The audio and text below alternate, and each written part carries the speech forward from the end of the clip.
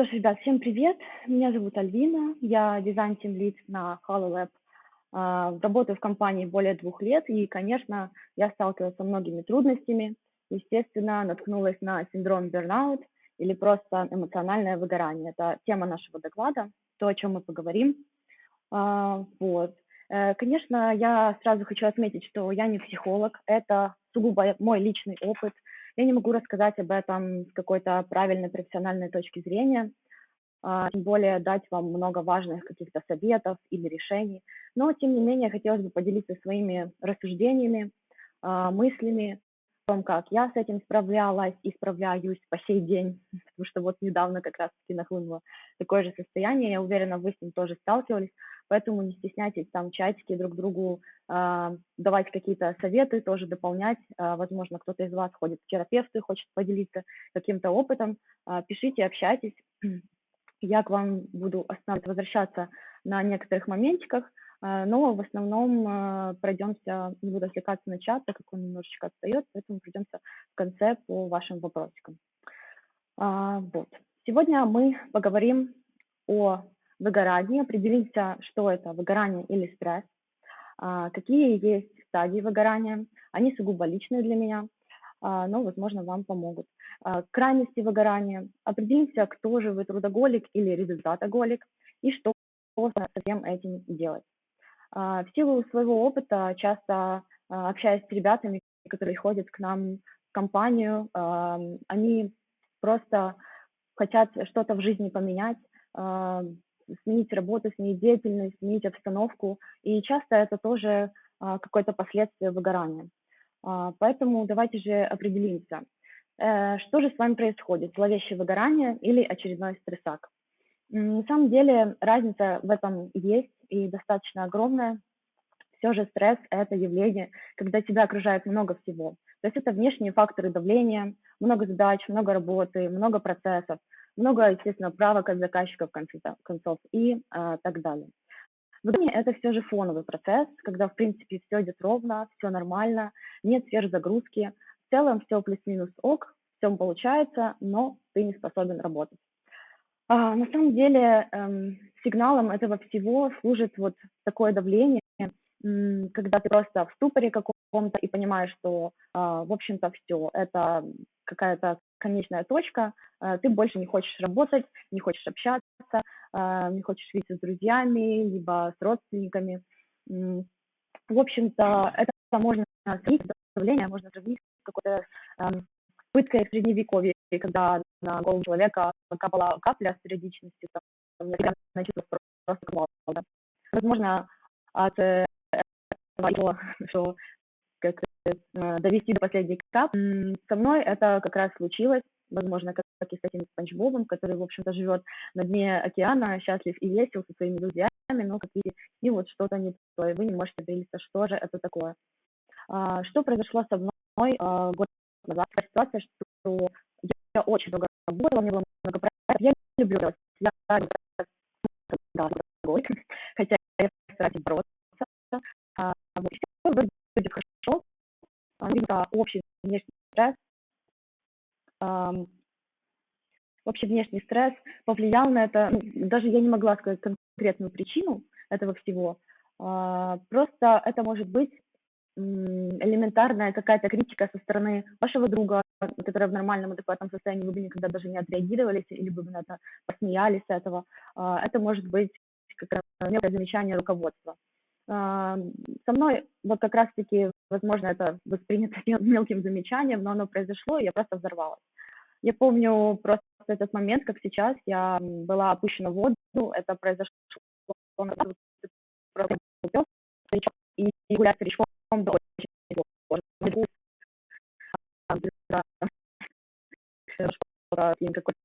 Какой-то очень долго длилось, но в тот момент меня выгуливал, я просто понимала, что он идет впереди, а я помню по сей день эти трещины на асфальте, потому что я смотрела просто в асфальт и пилась как вода опущенная. Мне хотелось лечь и на самом деле просто умереть. Это уже я не думала о том, что я хочу сменить работу, я просто понимала, что все, весь мой там 5 лет это все без толку, все да. И просто мне на самом деле как-то даже не хотелось жить. Вот. Ну и я отметила, это такой переломный момент, когда я себя словила, что да, окей, я признаю, у меня выгорание, модным словом, как бы не хотелось в это все окунаться. И я вот с тех пор определяю для себя какие-то 3 основные стадии выгорания, когда я могу уже это состояние определить.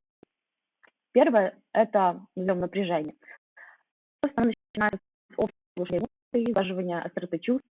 Вроде бы все нормально, но как-то скучно на душе.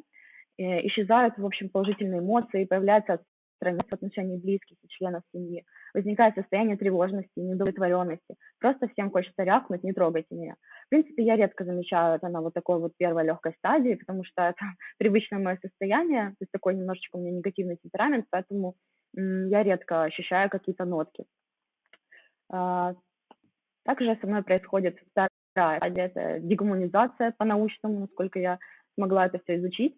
Возникает недоразумение с клиентами, либо же зачастую у меня это с коллегами, какое-то негативное обсуждение рабочих процессов, проявляется неприязнь, с трудом сдерживается антипатия, а затем постоянное раздражение.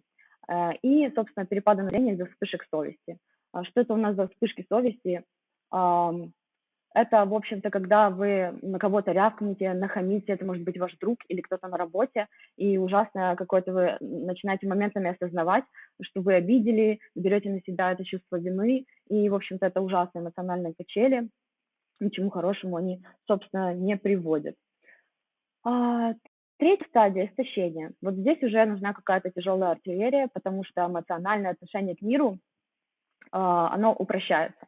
Человек становится опасно равнодушным ко всему, даже к собственной жизни. Собственно, то, что и произошло со мной. Негативное самовосприятие в профессиональном плане, чувство беспомощности, полного отчаяния.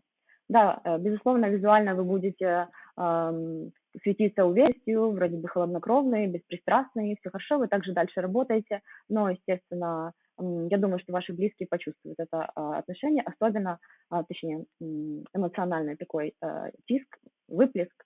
И когда вы наедине с самим собой, это ужасные какие-то самобичевания, самокопания и полное осознание того, что вы больше не являетесь специалистом в этой профессии, либо же в какой-то особой жизненной ситуации, которая вас привела к такому состоянию. Ну, безусловно, я уже научилась использовать какие-то такие препятствующие факторы. Они научные, это личностный, ролевой и организационный. В принципе, я всегда руководствуюсь в лидинге такими моментами, стараюсь, то есть, для себя создавать эту ситуацию, вот эти факторы препятствующие.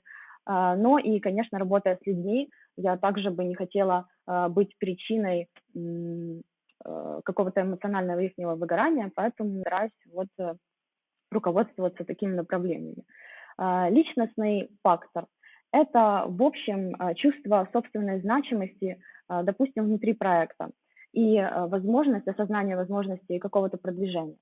Ролевой фактор — это, собственно, какая-то командная работа, слаженный процесс, хорошее распределение обязанностей, при этом вы чувствуете себя пазликом какой-то мозаики, какого-то одного общего процесса, и уже появляется такая легкая ответственность.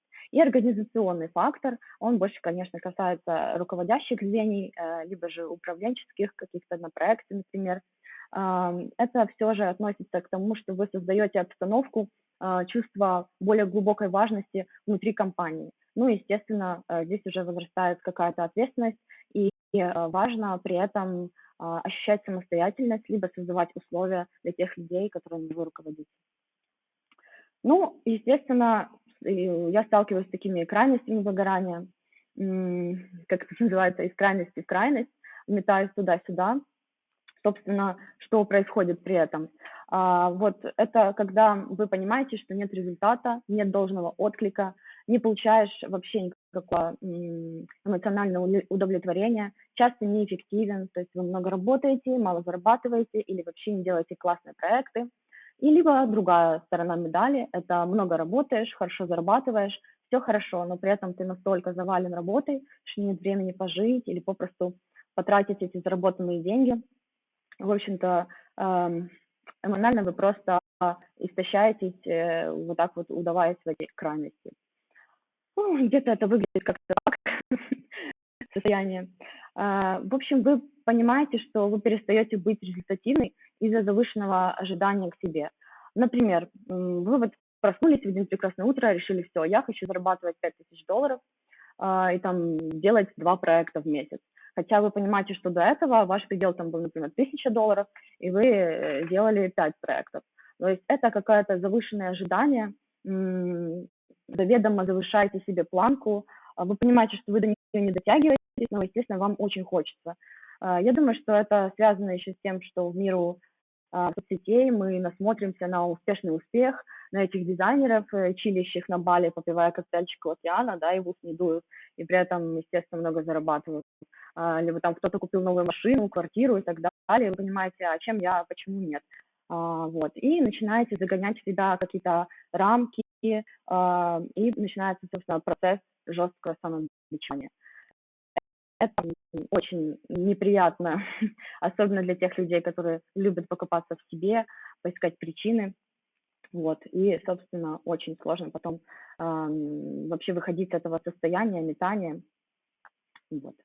А, Хотелось бы обратить ваше внимание, сейчас чатик.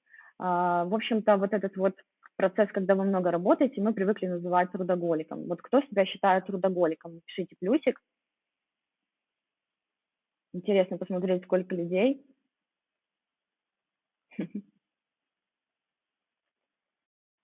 Здорово, плюсы пошли. Ну, я думаю, после того, как я вам раскрою тайну, ну, в принципе, здесь понятно, что трудоголик, наверное, да, не Спанч Боб супер.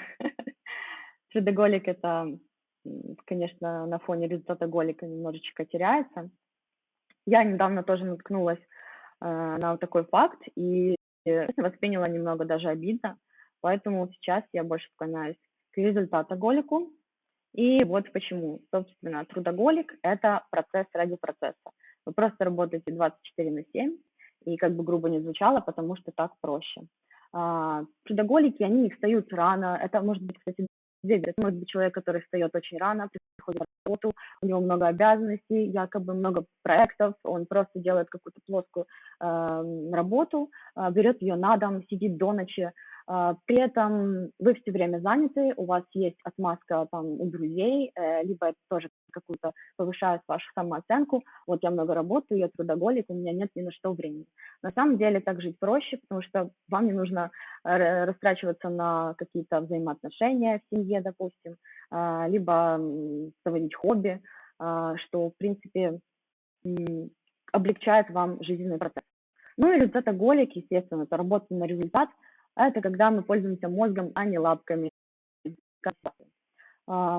Собственно, это, конечно, больше подходит для руководящих звеньев, но, опять-таки, я очень часто всем советую и себе всегда пользоваться мозгом, потому что нет ничего проще, чем много работать, и нет ничего сложнее, чем работать эффективно, умно и на результат. Поэтому желаю вам всем стремиться к результату, стать результатоголиком, потому что все-таки это совсем другой уровень, как по мне, развития. Ну, опять-таки, я сама трудоголик, и мне сложно, я сейчас работаю над этим, вот, особенно после того, как я узнала такую простую правду. Так что же, собственно, со всем этим мы можем поделать? Я могу сказать, что нет стопроцентного способа, этот факт просто есть. Его нужно пережить, принять, поддержать в себе. То есть вы не пытаетесь прожить стопроцентную, ну, это мое правило, не пытаться прожить стопроцентную жизнь счастливо. Всегда нужно проживать как бы спокойно и размеренно, и брать с этого опыт ситуаций и плохих, и хороших в жизни. Вот, поэтому это определенный опыт, и, конечно, никаких гарантий на успех нет, просто примите это, если с вами это часто случается. Со мной, кстати, очень мне повезло, конечно, наверное, с компанией, с командой, которая меня поддерживает и всегда стопорит на том моменте, когда я начинаю набирать обороты, и уже чувствуется то выгорание от остальных, точнее, мое эмоциональное выгорание уже чувствуется, распространяется на всех остальных, когда я даже этого не замечаю. Ну вот важно, то, что я для себя определила, это не игнорировать это состояние. Это не лень. Как бы вы ни говорили, что у вас такой темперамент, вы любите побыть один, вы интроверт, я думаю, я в это убеждаю, вы сами себя обманываете. Если, конечно, если у вас действительно с детства такое состояние, то действительно, да, это и лень, и свойство вашего характера. Но если это наблюдается несколько месяцев, или вот опять-таки лень, это может быть сегодня, завтра, послезавтра там, но если вы уже несколько месяцев в этом состоянии, что-то нужно с этим делать, потому что вы начнете избавляться от всех внешних факторов. Вы, конечно же, не будете искать причину в себе. Причину в себе мы ищем уже на самом последнем этапе, когда мы уже избавились от всех внешних факторов. То есть, по сути, это может быть, не знаю, увольнение, это может быть разрыв отношений, это полная изоляция от родственников или близких людей. Поэтому не игнорируйте, начинайте сами с собой разговаривать и находить причины. Возьми и сделай, что хочешь прямо сейчас. Бывают дни, когда вы просыпаетесь и просто понимаете, все, я не могу работать, вот, ну, не с той ноги встал, я хочу к морю, либо же я хочу в лес.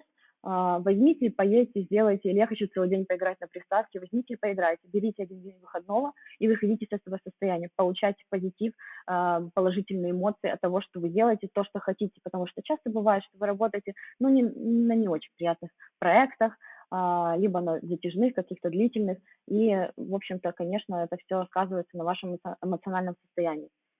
Поэтому важно делать вот эту паузу. Вы лучше потратите один день, наберетесь какой-то энергетики и продолжите свою работу. Это будет лучше, чем вы неделю или месяц проработаете в таком негативном состоянии, дальше просто впадете в какой-то депресс, жесткий стресс, перерастет в выгорание, и вы из этого будете выходить реально годами. Нужно слышать себя, не жить по правилам социума.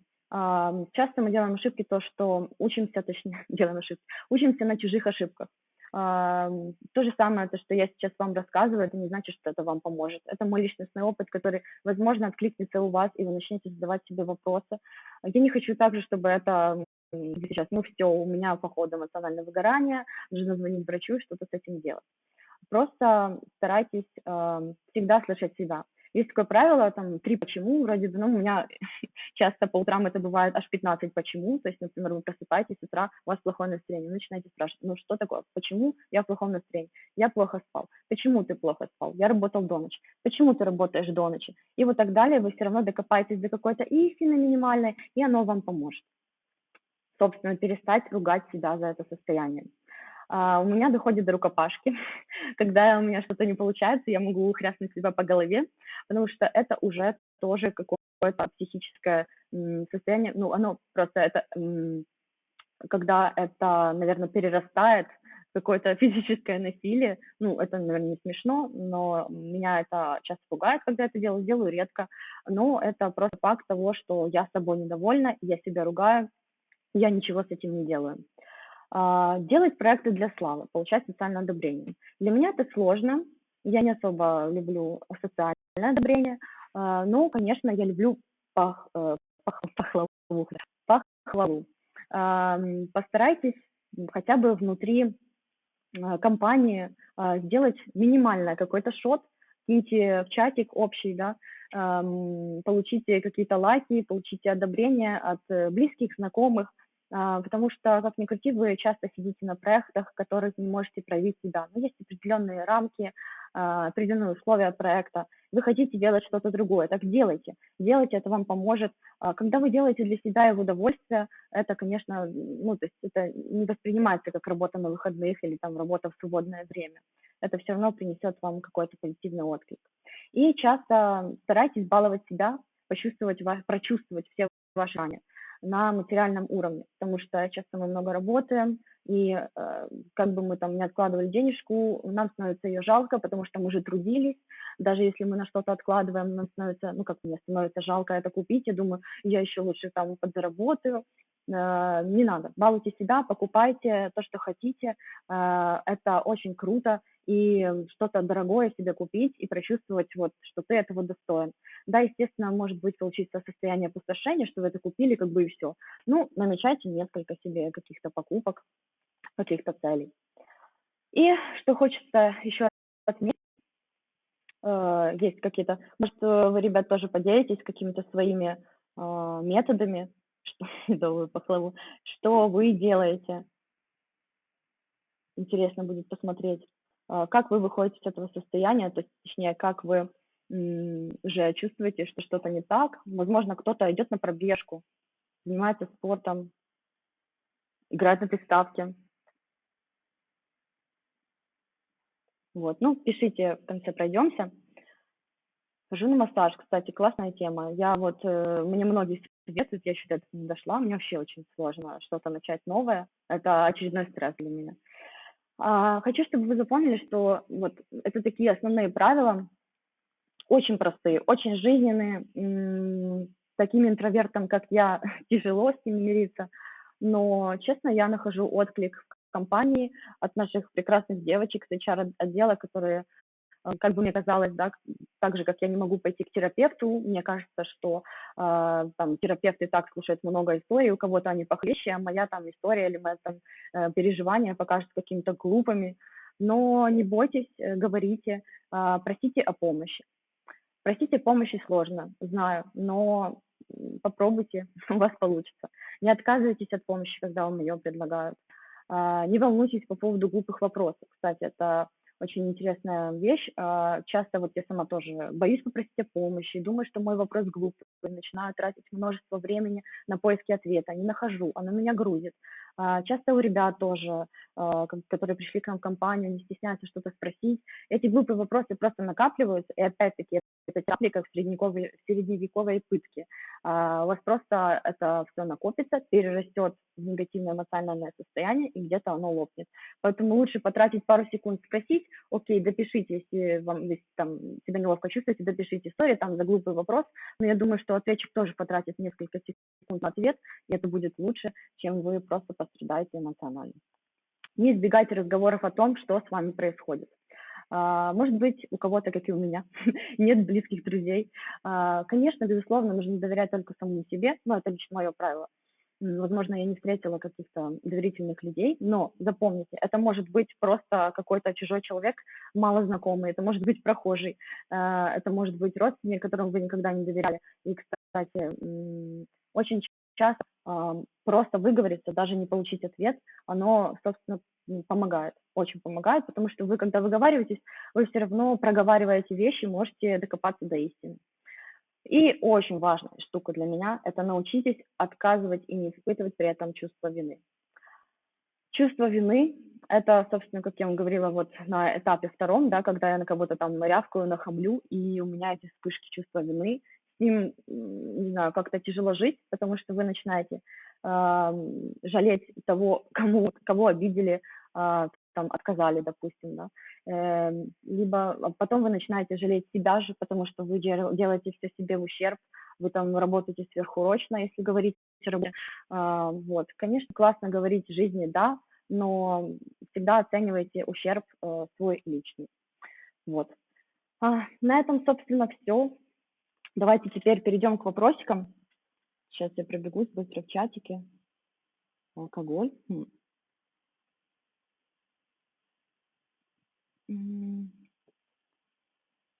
Рабочих чатов не хватает. По поводу рабочих чатов, это тоже такая версия трудоголизма.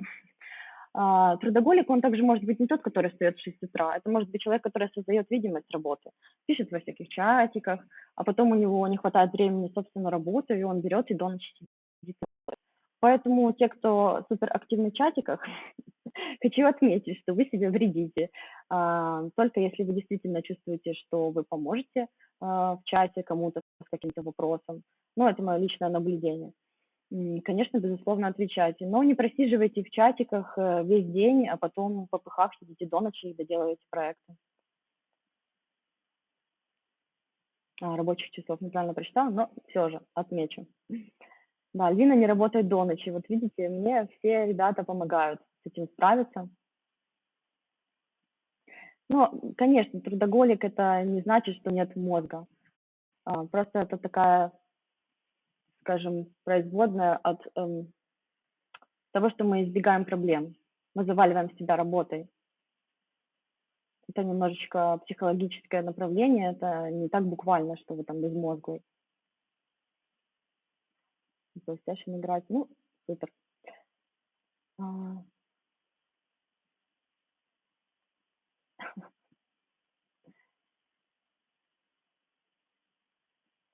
ладно,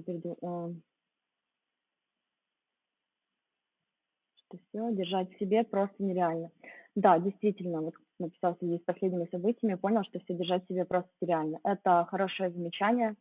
Вы все равно рано или поздно придете к конечной точке, лопнете, от этого пострадаете не только вы, но и ваше окружение. Ну и ваше будущее, потому что вы можете лишиться работы или уволиться самостоятельно. К сожалению, я не помогу с вопросом. Вот сейчас у меня сильная апатия из-за войны, я не знаю, что с этим делать, как с этим бороться. Дело в том, что у меня тоже это состояние, у нас у всех оно присутствует, и я не могу дать какой-то стопроцентный выход из этой ситуации. Опять-таки, это просто нужно как-то пережить, понять, что это тоже ваш жизненный опыт. То есть не воспринимайте, что какое-то эмоциональное выгорание – это все, это диагноз, это болезнь, вы не можете из этого выйти.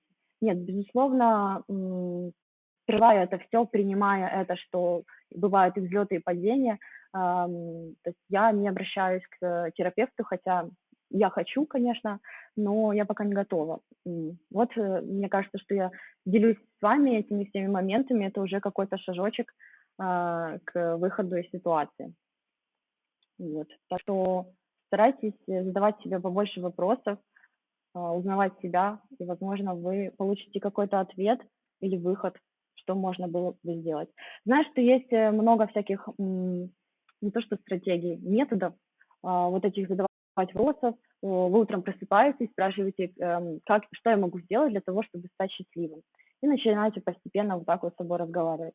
Я еще не удалась там всякие там медитации и все такое, то есть немножко мне прям сложно так окунуться, и все же у меня свое какое-то отношение, к вот этим всем психологическим штукам. Но опять-таки не ищите, ответа в интернете, не смотрите этих, самопрозванных, психологов на "Ютубе", потому что вы начинаете это все проектировать на свою жизнь. Опять-таки на примере, даже если это профессионал-психолог, он рассказывает какие-то примеры, да, из своей работы, вы это проектируете на свою жизнь, это не всегда вам подходит, вы опять-таки можете пострадать. Поэтому, конечно, лучший, способ – это обратиться лично к специалисту, к терапевту, вот. Но начните с самого себя, попробуйте раскрыться самому себе, я думаю, это поможет.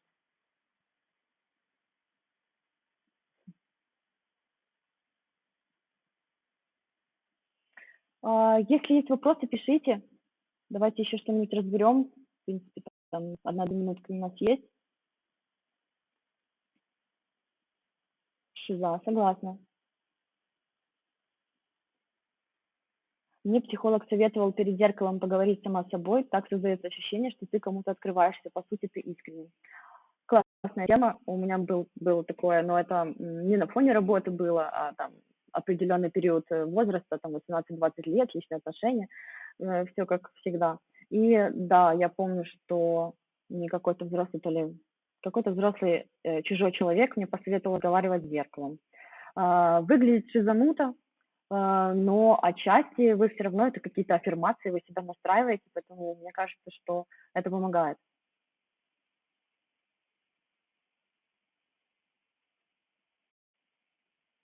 О, интересно, Маис. Ам, как бы грубо ни звучало, задумайтесь, кем вы хотите умереть.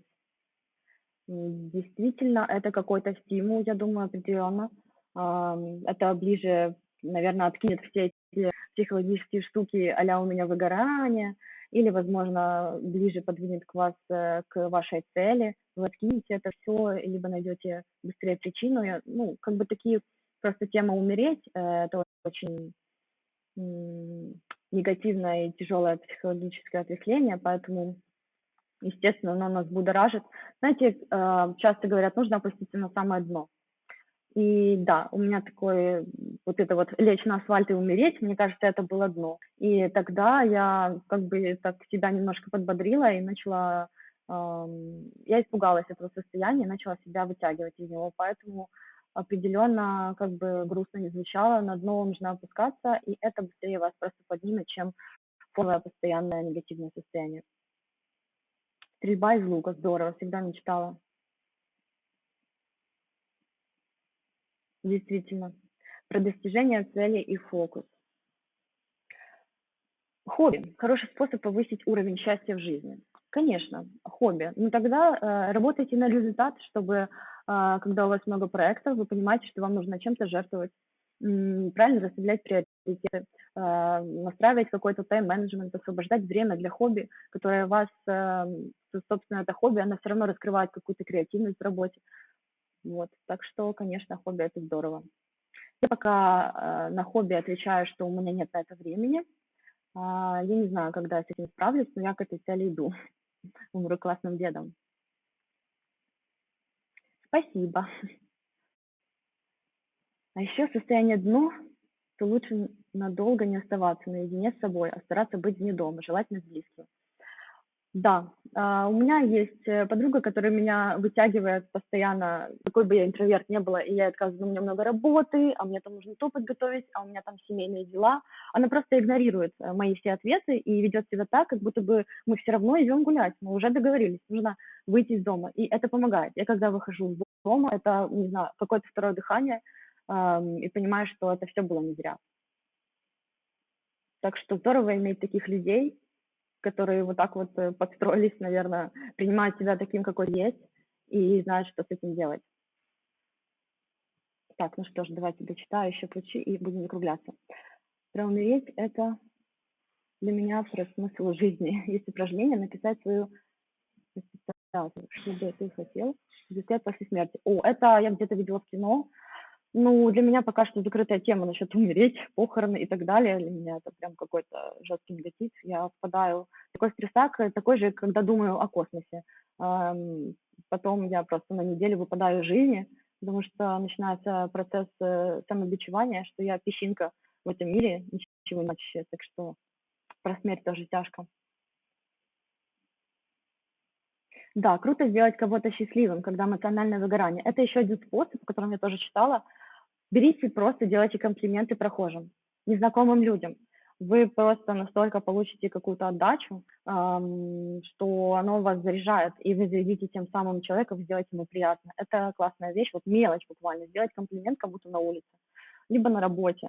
Ну, конечно, искренне. Если вы действительно считаете, что у него сегодня, у нее или там у него красивая прическа, скажите об этом, не молчите. Это вам же поможет.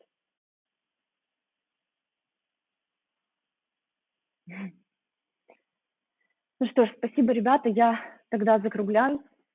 Спасибо, что вы тоже помогаете мне выйти из какой-то зоны комфорта, поэтому ставьте лайки, пишите ваше мнение, а это я ухожу обратно в зону комфорта. Спасибо, со всеми прощаюсь. До новых встреч, я надеюсь.